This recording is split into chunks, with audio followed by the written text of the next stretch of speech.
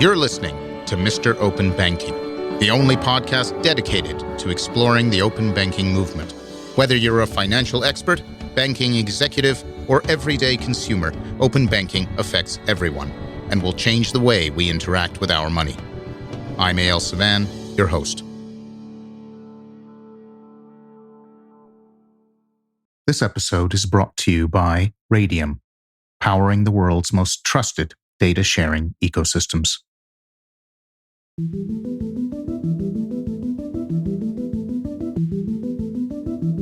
Open banking, in its most pure form, is about the secure exchange of financial data based on open standards with consent. But data exchange is just one piece of the puzzle. To really make open banking sing, you need three major building blocks: data exchange, payments, and digital ID. While there are many countries working on all three of these pieces, the initiatives driving them are often siloed and disjointed. Moreover, very few countries have started to bring these building blocks together into a cohesive whole. In fact, there is really only one place that has already built all these pieces and more, all fully integrated at population scale: India. Thanks to a Herculean effort over the last 2 decades, India now has widely adopted digital ID, an open-loop payment rail based on QR codes, consent-driven data sharing across multiple economic verticals, as well as digital signature, verifiable credentials, and document storage. All built, all working, all public. Together, these systems provide the largest, most powerful set of open APIs in the world, known collectively as the India Stack. To make this a little more real, you can open a bank account in seconds with a fingerprint, even if you can't read or don't have a home, never mind a smartphone.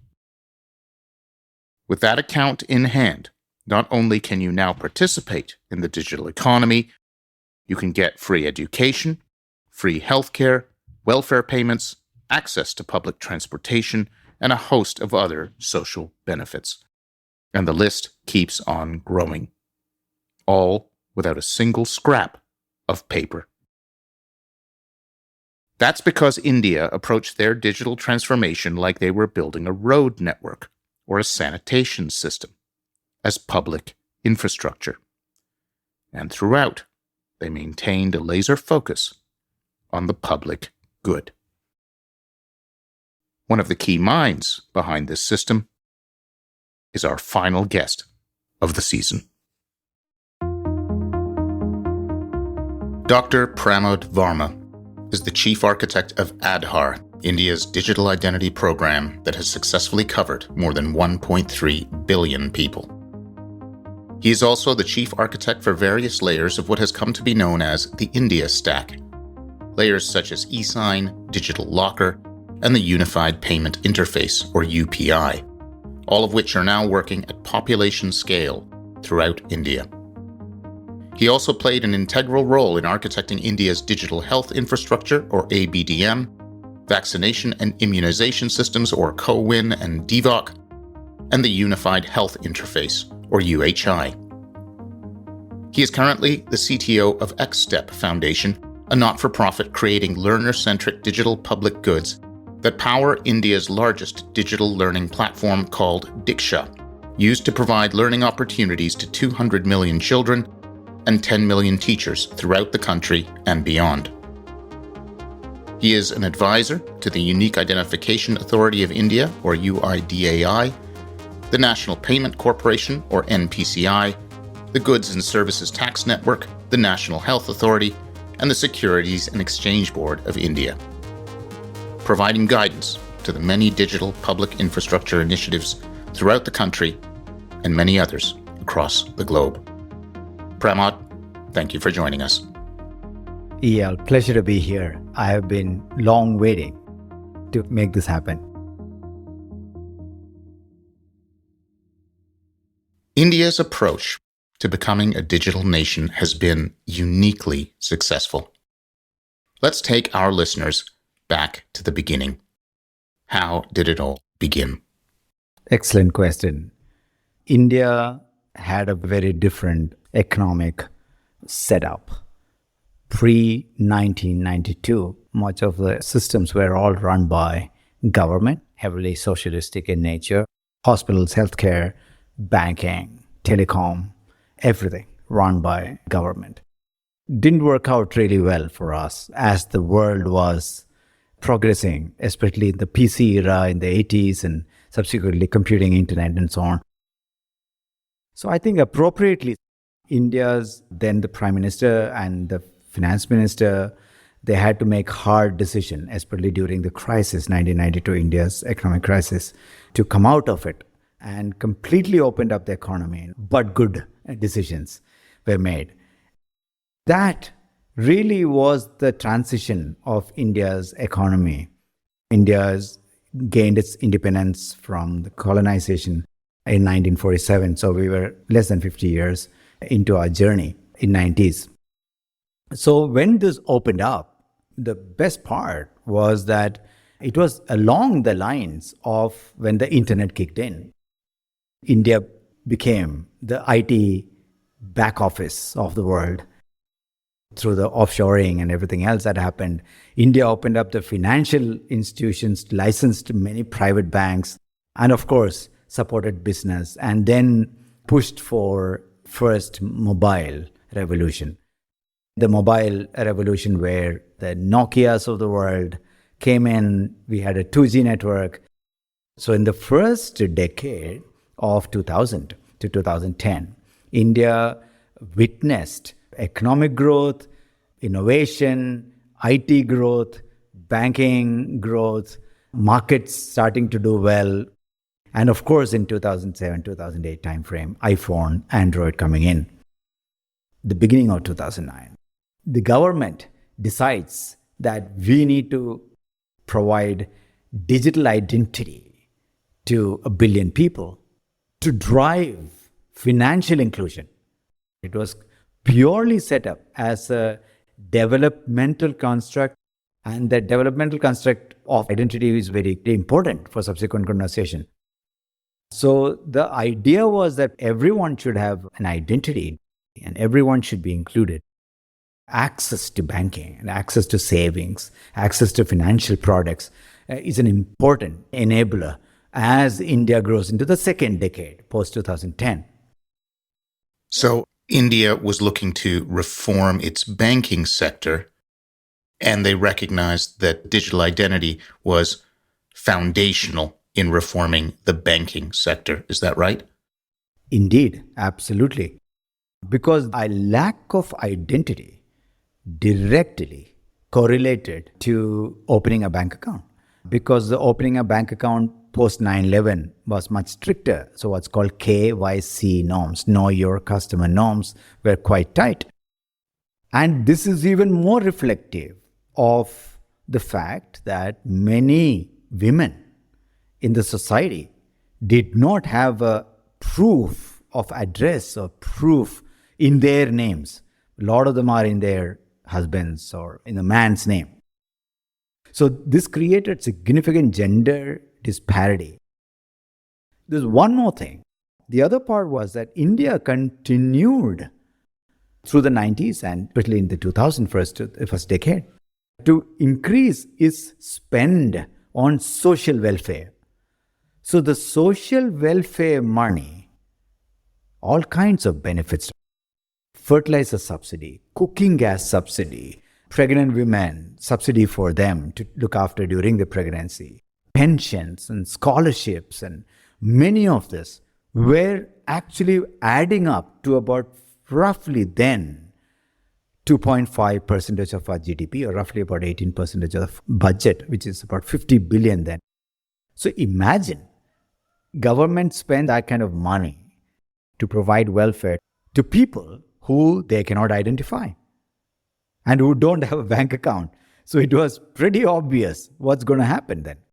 Much of that money would be diverted by middlemen because there's no direct way to give it to people. Manmohan Singh, India's Prime Minister at the time, is aiming to reform the banking sector, realizes that digital ID is key, and calls up Nandan Nilekani, the founder of Infosys. And Nandan calls you. Is that right? Yeah. In fact, I called on him, but nevertheless, this was a surprise news for a lot of us who were looking at various efforts going on in the country in 2009.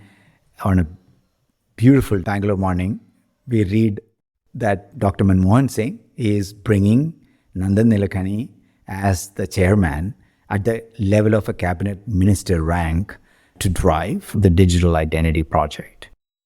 We were very inspired, myself and few other people, the 4 or 5 of us, who literally calls on him, join behind him. And I joined him in the team as early, even before the Identity Authority was born. As part of the technology team, I acted as the chief architect of the entire Aadhaar project. Today, far and away, the world's largest digital ID system. What made you so certain that joining that team and driving that architecture was the right thing to do? It's an interesting question. Definitely a couple of things. One, Nandan had already authored a book called Imagining India. Imagining India actually talked about the power of identity and how we can unlock access to products, services, and so on in the country for 1 billion people. I had read the book and I had read about that. So I correlated very clearly saying, oh, this is very interesting. He had talked about it before, and if there's one person who is going to pull this off, he's going to be him. Frankly speaking, I wasn't sure. Even he wasn't sure, I think, whether the project is going to succeed. But nevertheless, I think the idea, the conviction, the reason why we are doing it was so clear and so compelling that it made no sense not to join. So literally in a few days, I quit my global CTO role in a private firm, which I was quite comfortable with. And I just volunteered and say, this is a mission that we all must absolutely try to do. And we believe we can do it. We believe we must do it. Aadhaar was launched in 2009. How long was it before it started to see adoption? And what does that adoption look like today? Excellent. 2009, to be precise, July, is when officially the system was born and the authority was born subsequently. Then there were a few very large, very senior leadership committees, one on the biometrics and one on the demographic data. And that was very, very key. Those committees decided some very important decisions in terms of what will we capture in the system and why do we do what we do. And that was all part of the initial setup. So we started all the paperwork, all the main decision making in terms of design decision making were done by end of December. And we built the software literally through the first 2 quarters. And by July 2010, we were ready to go on the ground. We ended up launching 2010, September 29th. And that's when we launched Aadhaar. Imagine we had 1.3 billion people to cover. We started with 1 enrollment, 10 enrollments, and so on. It took 260, 270 days to get to the first 1 million Aadhaar numbers. By then, we were doing 1 million every day. That was his commitment to Prime Minister. It's very interesting. He said, we have a 5-year window with the politicians because that's when the election cycles are in India.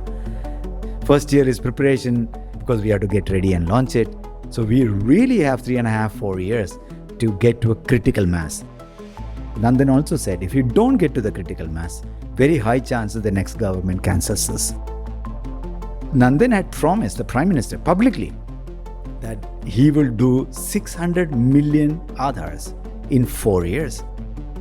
What is interesting for us is that this unusually large target meant all our non-muscles and non-practices and processes just went out of the window.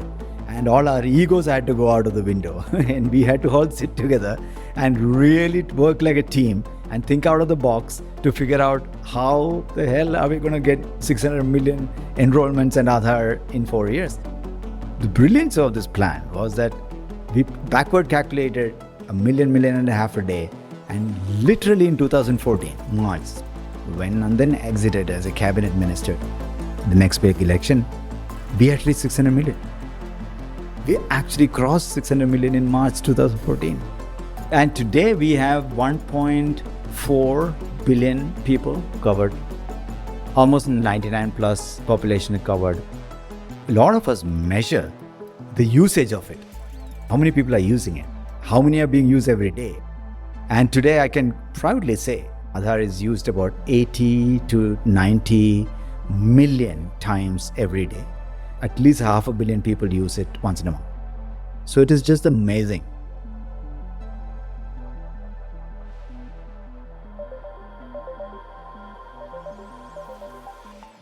As the internet grew up, India grew with it. Starting in the 90s and extending into the new millennium, India quickly became, in Pramod's words, the back office of the world. Call centers, offshore development, shops, infrastructure support, high-end consulting, all roads IT led to India.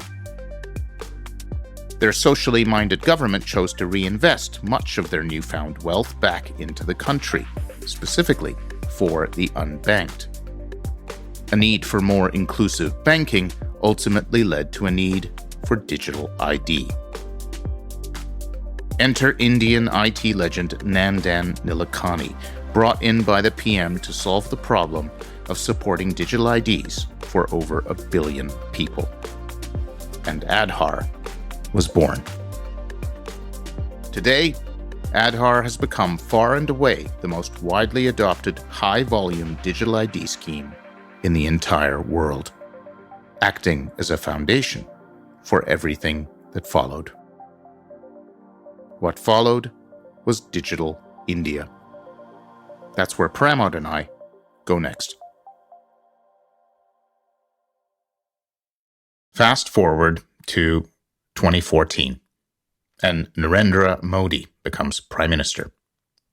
Then, in 2015, he introduced the Digital India campaign. What was Digital India? This transition was much talked about. Prime Minister Modi was Chief Minister of his state before that, and he was always a huge fan of digital as a means to reach the last mile.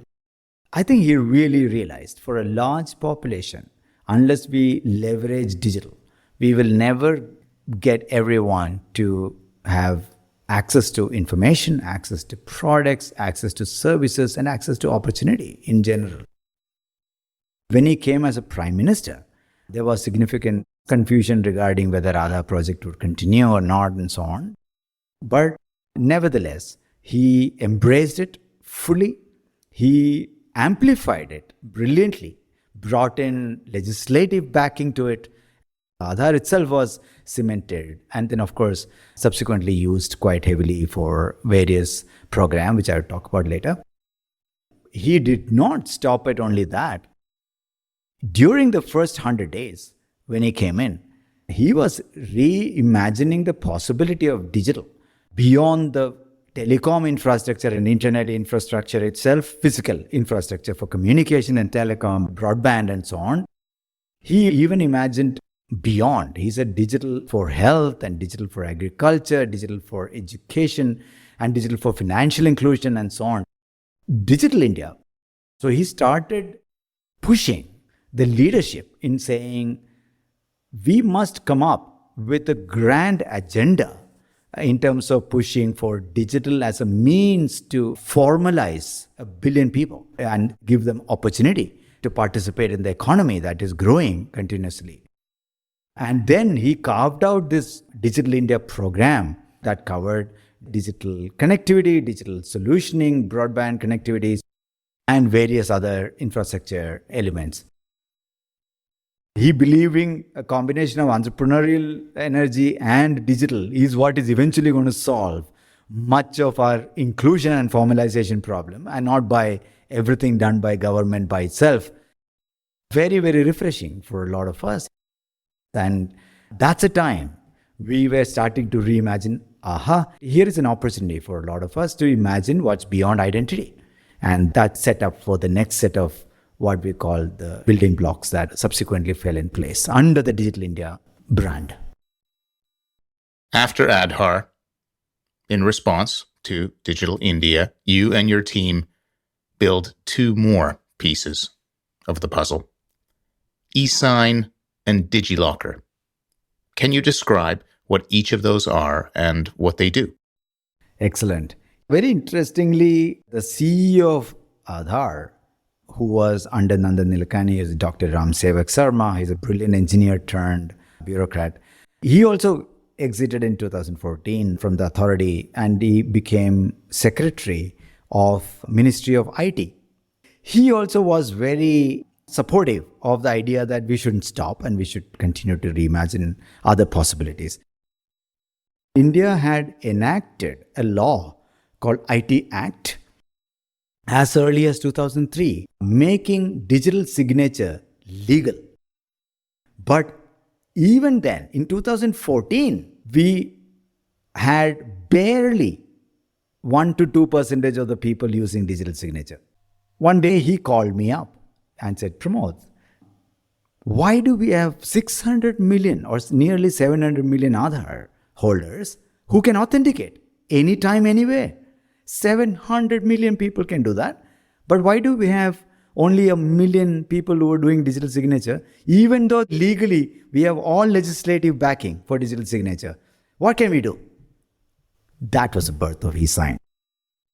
That's definitely a problem worth solving, not only because signature was not being used.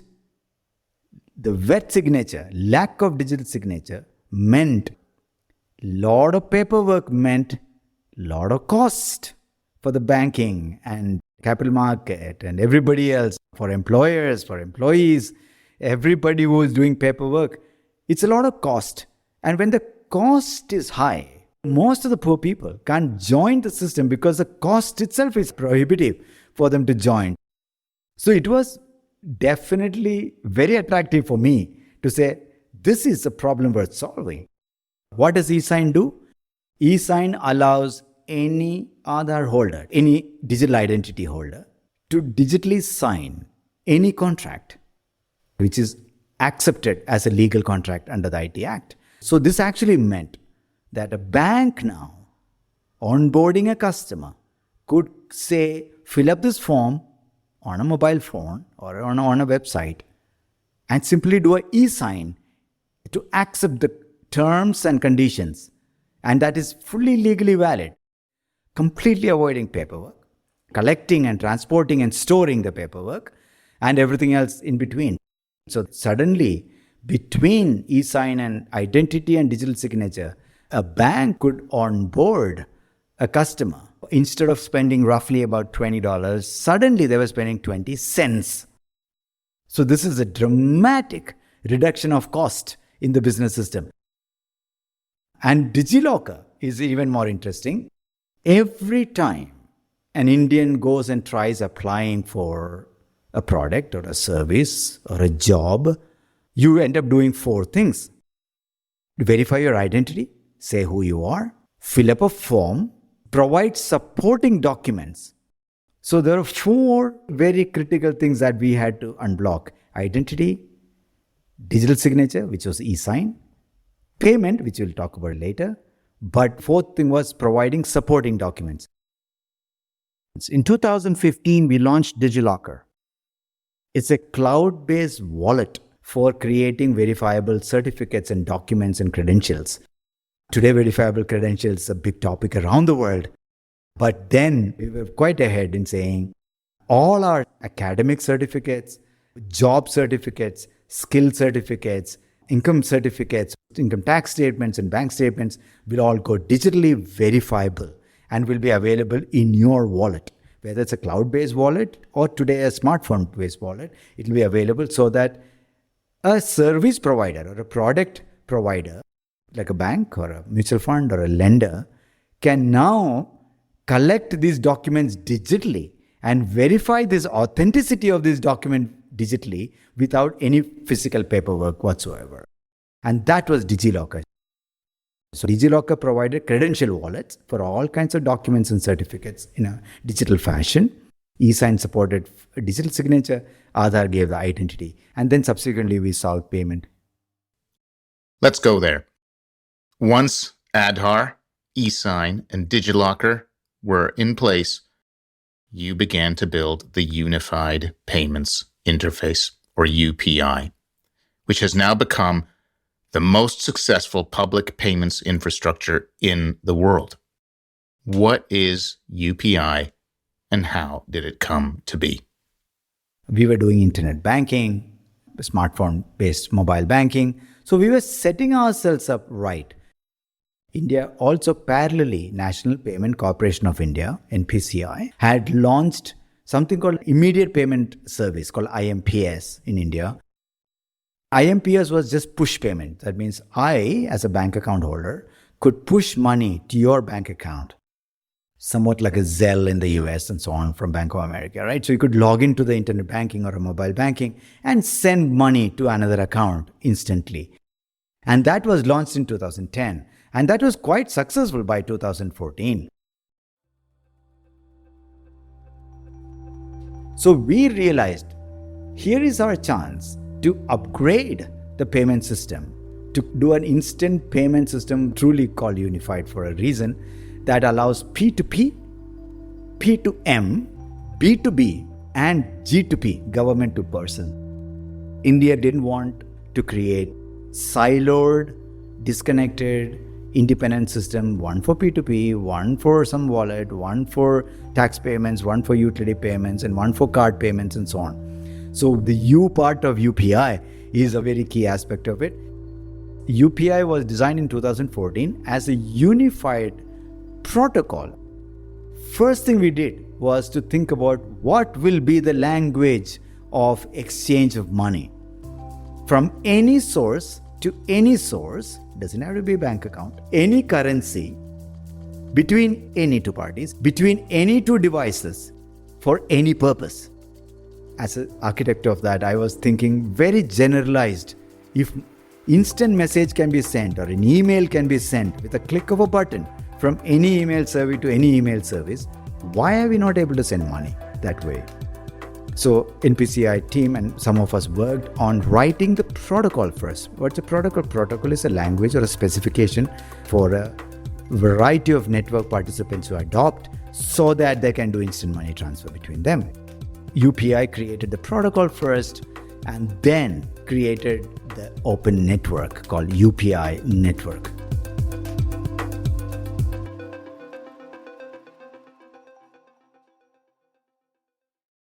When we did UPI, not only we did any to any for any purpose, as I said, we also said, what if we unbundle the payment experience from the banks and allow fintechs also to play and let the money remain in the bank, because that's a very protected, highly well-regulated system and is highly trusted by the people.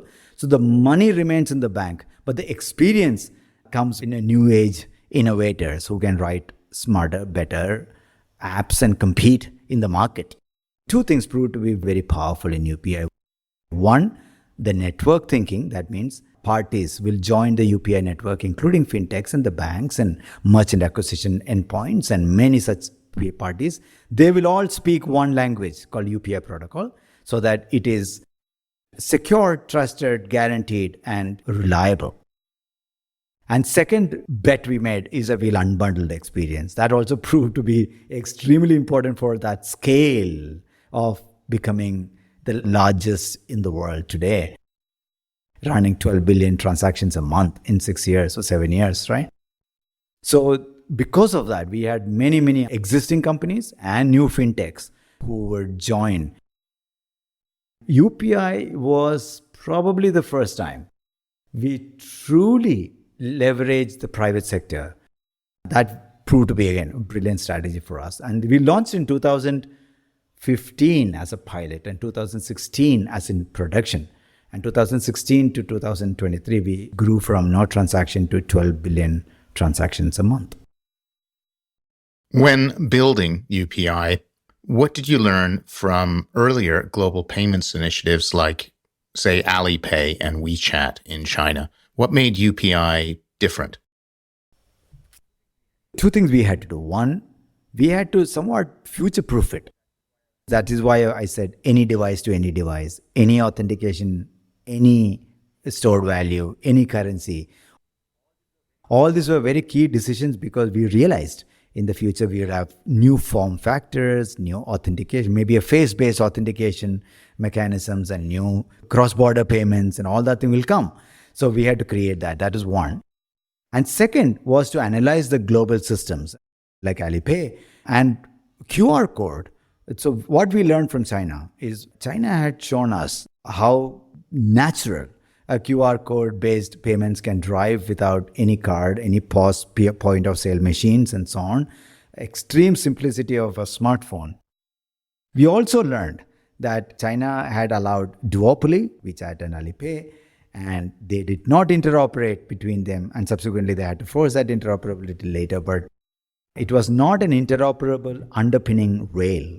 So we learned the good stuff like QR codes, how to leverage that, how to leverage the private ecosystem, but we ensured the underlying digital rails that move the money and the protocol remained open so that it's not one company or duopoly or a monopoly, and it's not a closed wallet. It's an open loop payment. Any fintech and any bank. That's why we have nearly about 100 apps, 350 banks, all part of the network today. Digital identity, e-signatures, secure credentials, and real-time payments were already in place. Only then did India move on to open banking. Who was Sahamati, and what role did they play? So by 2016, when UPI was launched, Nandan Nilekani continued to play behind the scene as a thought leader, and he did a seminal talk called Data Democracy in 2016. In that talk, he brought out the idea that Indians will be data rich before they are economically rich. And hence, India must find a way to convert their data as an asset for them and a soil for them to build their life on, rather than data becoming an oil we extracted. We spoke of that idea that everyone must own our own data. Our digital footprints will become the asset on top of which I can prove that I am a good employee, good taxpayer. Everything will come through the verifiable transaction trails that I generate. And if that data gets locked into few platforms, it's a shame.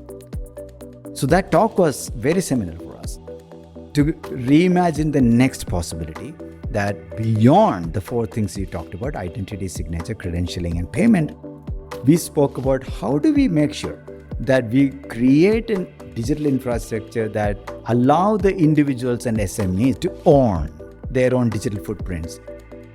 We need an infrastructure for data ownership and consented sharing infrastructure. We also need to make sure that data comes out in digitally signed and machine-readable data. That means a verifiable proof of the trail is very key. And that's what the journey for open finance for us, or open banking for us. And that created what we call deeper data empowerment and protection architecture, DEPA. So this entire architecture, deep architecture, was fully decentralized and peer-to-peer with the consent of me me being the owner of the data.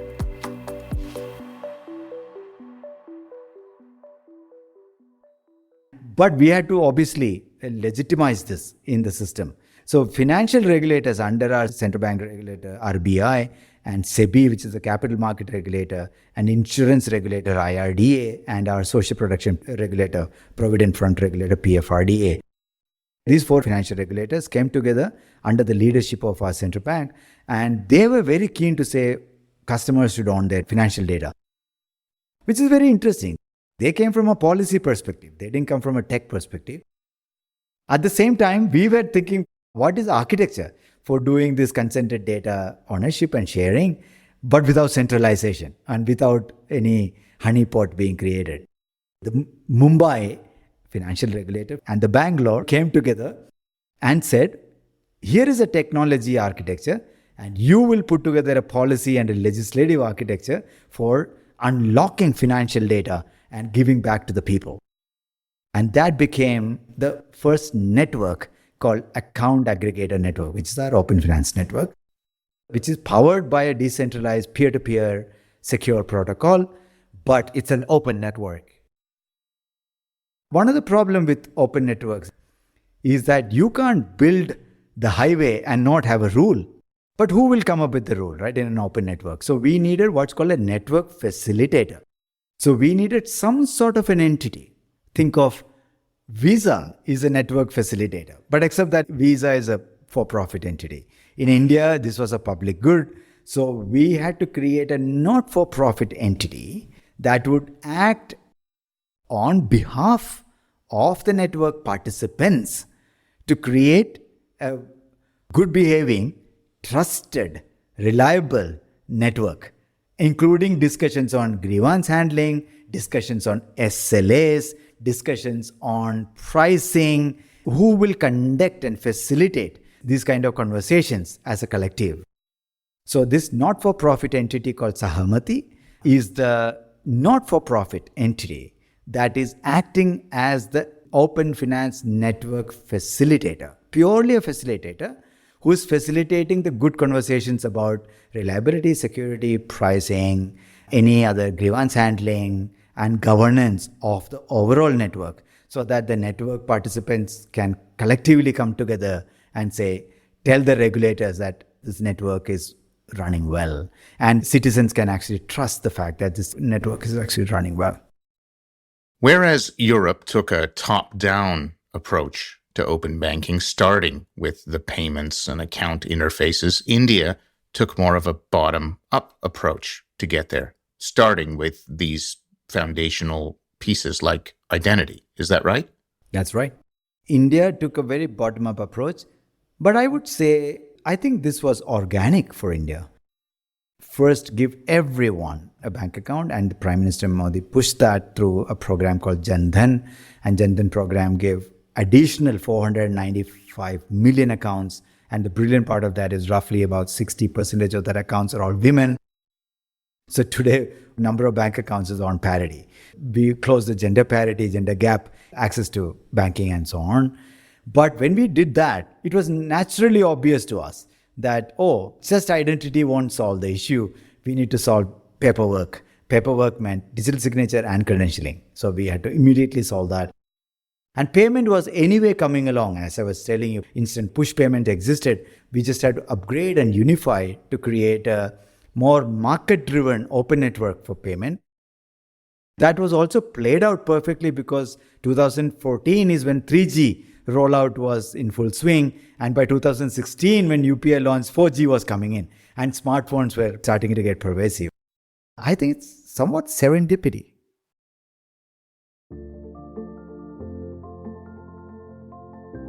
With Aadhaar, India had solved the problem of digital ID at scale. Many said it couldn't be done, but they did it. And they weren't done yet. With eSign, they added digital signatures. With DigiLocker, they introduced verifiable credentials and secure documents. Then, with UPI, they solved payments. The Unified Payments Interface, or UPI, created a public real-time payment rail that anyone could use to send money from anywhere to anywhere using just a QR code at zero cost. Those who were excluded from the digital economy, whether due to poverty or gender, were now included. Today, UPI processes over 12 billion transactions a month and rising. But in parallel, far from being displaced, credit card usage is on the rise as well. Because financial inclusion is good for everyone. Finally, only once the other pieces were in place did India introduce open banking proper. The ability to exchange data based on consent, ensuring that all the pieces worked together. Today, as Pramod explains, they are extending this infrastructure to support their entire economy.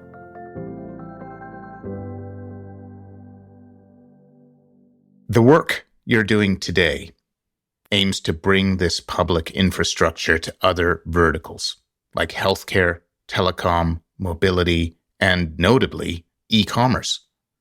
Can you elaborate on some of these initiatives? One of the things we did with foundational building blocks, we are starting to now think about what are the similar building blocks that can drive innovation and inclusion in specific verticals. Around 2016, we had an effort called Health Stack, which became our digital health infrastructure. Currently, it's called ABDM, Ayushman Bharat Digital Mission.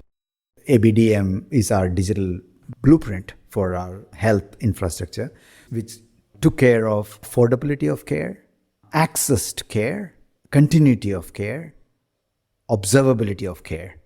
And some of these key pieces were actually starting to fall in terms of health registries, facility and professional registries, unified health interface, which was open access to healthcare services like lab, ambulance, doctor in an open network way.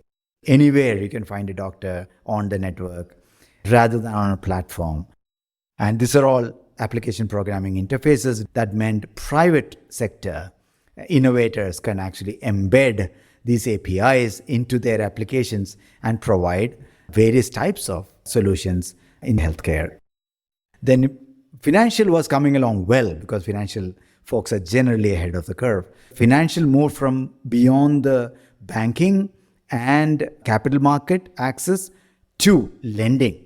So lending was a big deal for India because access to capital is quite limited for small, medium businesses. And then we started doing education under XStep Foundation. That's where I am CTO. XStep Foundation focused on primary school education and built up Diksha education and skilling infrastructure. This is even more relevant for India because 70% of Indians are below 35 years old. We are a very young country. And being young means reskilling, upskilling. The youth is a continuous process for us to be able to do. As we navigate into AI era, we have to reskill constantly.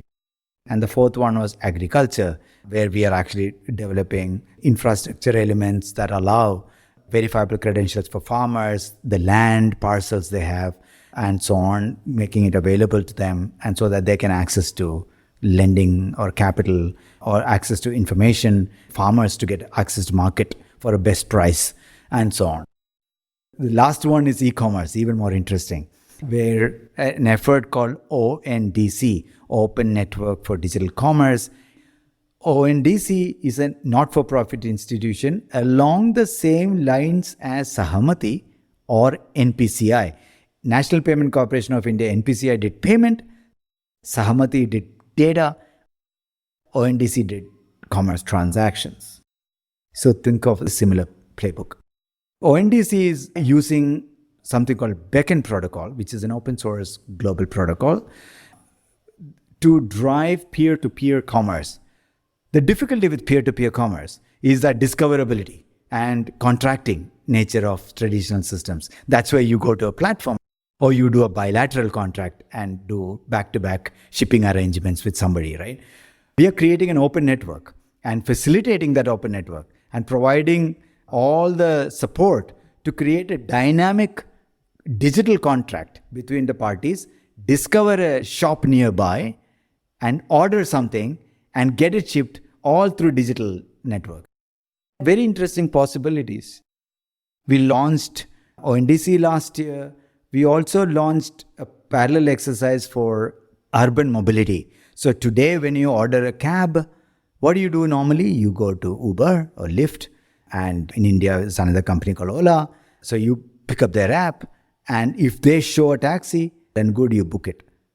But you don't know if there is any other taxi outside their system. You don't know that today. And because of that, urban mobility is still very fragmented. So if you want an electric bike or if you want metro to book, you need different apps and different systems. So India is using the same architecture. India is opening up an integrated mobility network as well. And we launched that last year. We crossed about 15 million transactions just in Bangalore in a span of a year. Very interesting part of this is that this is world's first peer-to-peer network. That means your smartphone is connected to a driver's smartphone in a peer-to-peer way and contracted dynamically, and price discovered and driver discovered dynamically, and the driver shows up. So it's very interesting that it's quite similar to how you used to hail taxis on the roadside, peer-to-peer, but in a digital way without a platform in the middle. Just to recap, health, education skilling, finance, agriculture, and of course, the commerce and mobility. You described how public open mobility can disrupt private platforms. Does that mean things like ONDC will come for Amazon? And what's next? Open search? Open social? Let's go back to UPI once. This is peculiar to India. India had 22 million credit cards. We have 1 billion adults. Okay, think about it. So credit card penetration is very low. Card penetration is low because point of sale systems are low. Only 5 million point of sale systems. When UPI was launched, someone asked the same question here, what you're asking today. Is UPI coming for Visa and MasterCard? And interestingly, our answer was that no, it might feel like we are disrupting Visa or MasterCard. But funny thing is that Visa and MasterCard is doing barely any volume, 2% of the country. We have a large pie. Now come back to ONDC question. New Delhi, which is our capital, and we have a metro.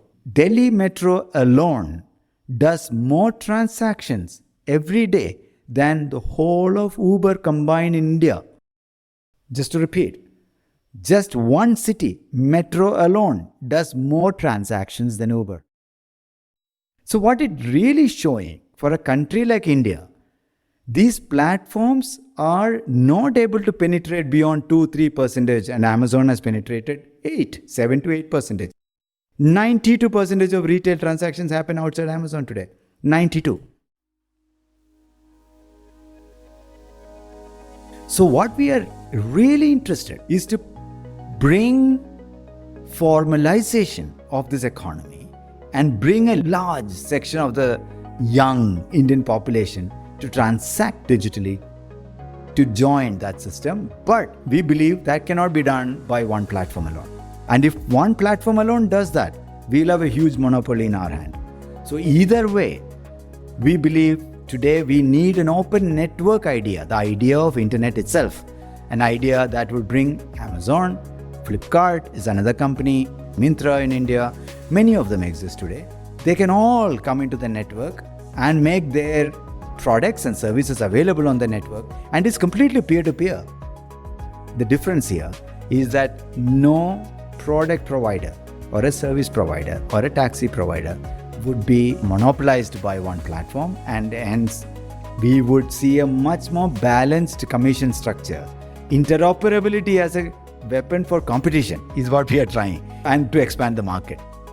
So it's a very interesting argument we are making here. Not a replacement argument, it's an expansion argument.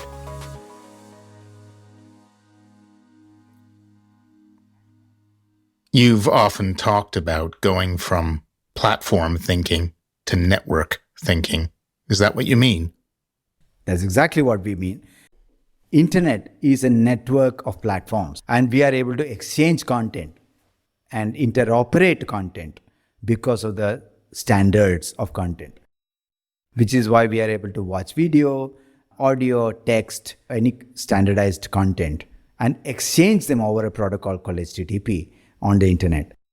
And we are now saying time has come for us to reimagine the internet to move from a content internet to a transaction internet. And that transaction internet would allow many platforms to come together to behave like internet and allow interoperability between any platforms to any platform. This also means each platform will be able to do one thing very well, but collectively the network would do many things. For example, an Uber wishes to join ONDC, who can offer taxi service, but a metro platform can also join and offer metro ticketing or a bus ticketing, or an electric bike startup company who's offering electric bikes can also join as a platform. Now, as a consumer, now I can create an integrated system. I can buy metro ticket for the main hall and actually take an electric bike for the last mile or things like that, which today it's not possible at all to integrate things like this. That's what we are imagining. In your own words, what is digital public infrastructure? Digital public infrastructure means that we are laying reusable and interoperable rails or roads on which private innovation can thrive. Infrastructure, the word infrastructure is key. Digital is, of course, digital. And public, because it's in the public interest. Solutions may not be. ONDC is in the public interest. Uber may not be. UPI is in the public interest. But a Google Pay, who is on UPI, is a private good.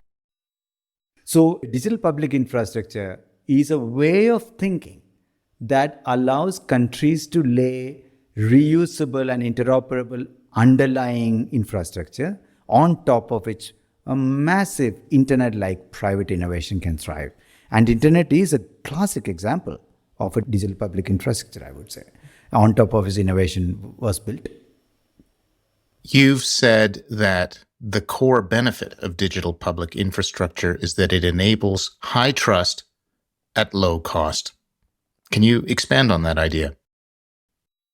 I think if we really analyze again and again, you will see in countries like India or many of the developing countries, the simple economic viability and the cost structures are prohibitive for most of the businesses to go beyond the first top 10, 20% of the population. Because it cost prohibitive for addressing tiny small scale lending. For example, $100 lending. Who wants to do? Your cost of the bank of paperwork, verification, lending, collection is much more than the interest you can earn. Fundamentally, you will realize that unless the cost structures are dramatically reduced and trust is dramatically increased. For example, if I say I'm Pramod Varma, how does the bank know I'm Pramod? If I say I earn $50,000, how does the bank know I earn $50,000? Today, that lack of trust or the cost of that trust verification is all in paper form, background checks and verifications. By creating digital infrastructure, you can increase the trust dramatically and at the same time cut down the cost significantly. The simple onboarding of a new customer into a mutual fund used to cost $20 in India. And if the commission is only 50 bips, 0.5%, why would the mutual fund distributor go after anyone who is small? Because my cost of onboarding you is much more than what you're going to earn me. But today in India, from $20, it went to 20 cents. If the system reduces the cost of innovation and cost of delivering a product and service, we can reach a lot more people. We created infrastructure that reduces the cost, increases the trust, using digital as a lever, but driving private innovation on top of it. And that drove the next 500 million people to join the digital economy for us. And now soon, hopefully, another 500 million towards a billion people. Your father often used to say, it's important to be positive and very focused on doing the right things. How has this idea influenced your approach to building India's digital public infrastructure? So few of us individuals have come together with very clear and quite pure intent. Second, learn the mechanisms by which you collaborate and bring so many different ecosystem actors to align to a larger goal and larger vision and inspire them to navigate this journey. Second point. And third, extremely optimistic, keeping extreme optimism and positive thinking in mind. And fourth, laser focus to do one thing really well, but at scale, and keep the next thing really well at scale and keep doing it. I think these four things, I would say, has played out well for India. You have said that the most important thing is to convince your society to believe in what's possible. What do you mean by that? India came out of a 300-year colonial ruling, and that left us quite in bad shape. And we're rebuilding since 1947. With the large population continue to grow. And we were never going to be the China way. We could never be a pure capitalistic US way because of the large poverty factor that we had to deal with, especially the early years of independence. So I think a lot of us grew up to have less belief, frankly, that nothing's going to happen in this country. It's going to be very slow and it's painful. If you're a smart guy, you get out, go to US or go to somewhere else and do your PhD and settle down. But I think post-92, India started seeing a different picture. And especially in 2000, the early decade, and then post-2000, second decade of 2000, you started seeing entrepreneurial energy flowing in, economy growing, opportunities arriving. The society has started believing there is something in India. But when it comes to digital infrastructure, I have often said, Aadhaar created that impetus for us to believe, because everyone, almost every expert, almost every politician believed that Aadhaar is not going to work. But I think when Aadhaar came out successfully and then subsequently UPI did, every such step, what happened is that now today we can walk in to a government secretary's office or a regulator's office and propose an idea and they won't even blink. They would say, of course, let's do it. In the sense that the belief that India can pull off this completely ourselves and imagine we don't have to look up to other countries. I think India has a belief that we can do it and we must do it. And for our economy to grow, to create an inclusive society, we have no other way to achieve this. So I think there is tremendous support across the country for us to be able to do this. This belief is so fundamental in taking these moonshots. And people rally behind us. Because of this belief, we can starting to experiment, we're starting to create new entrepreneurial opportunity, and that's fantastic to see.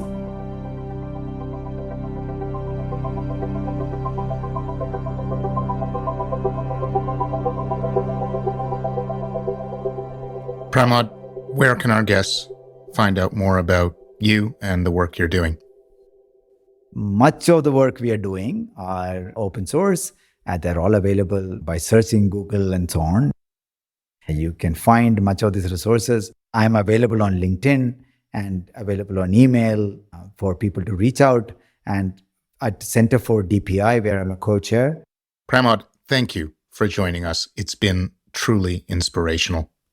Yeah, thank you so much.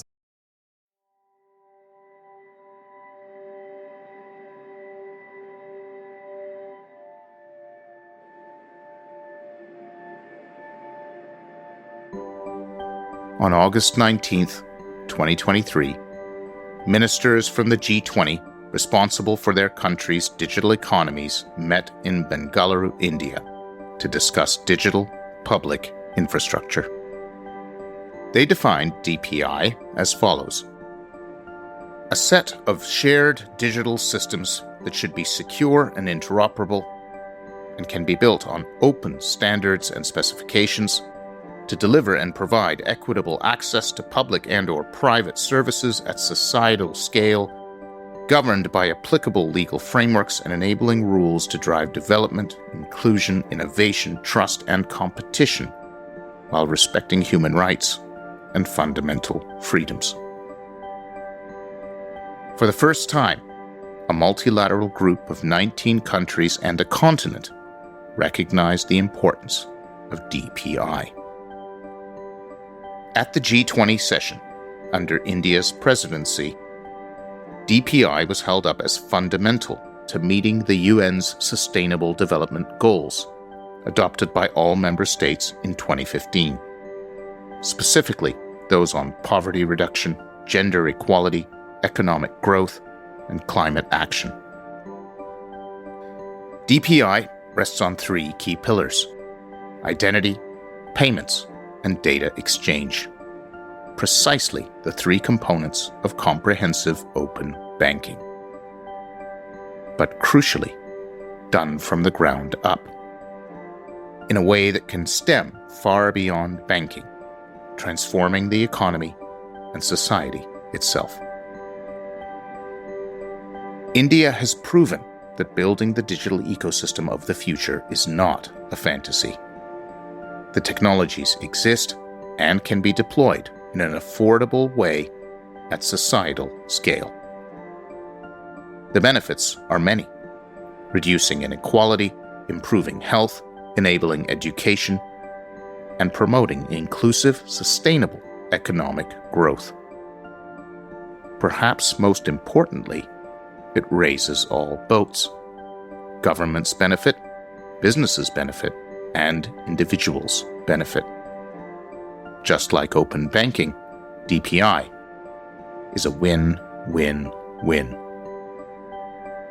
At the G20 session, the Indian hosts published a complimentary playbook and compendium to help their fellow members advance their own digital transformation. Much of their technology is open source, free to use. Their stated goal is to unlock and strengthen DPI implementations in over 100 countries worldwide. Impossible? According to Pramod, the first step is to believe. With that, we come to the end of yet another season. To our listeners, old and new, thank you for your time. We hope that you've enjoyed the show as much as we've enjoyed making it, and we sincerely hope that you'll join us for the next season of Mr. Open Banking.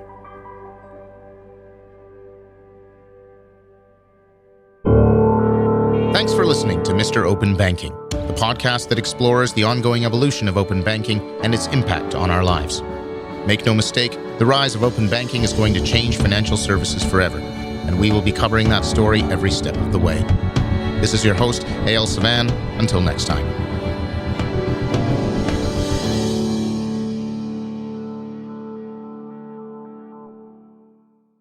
This episode of Mr. Open Banking was made possible by Radium, powering the world's most trusted data sharing ecosystems. To learn more, visit radium.com.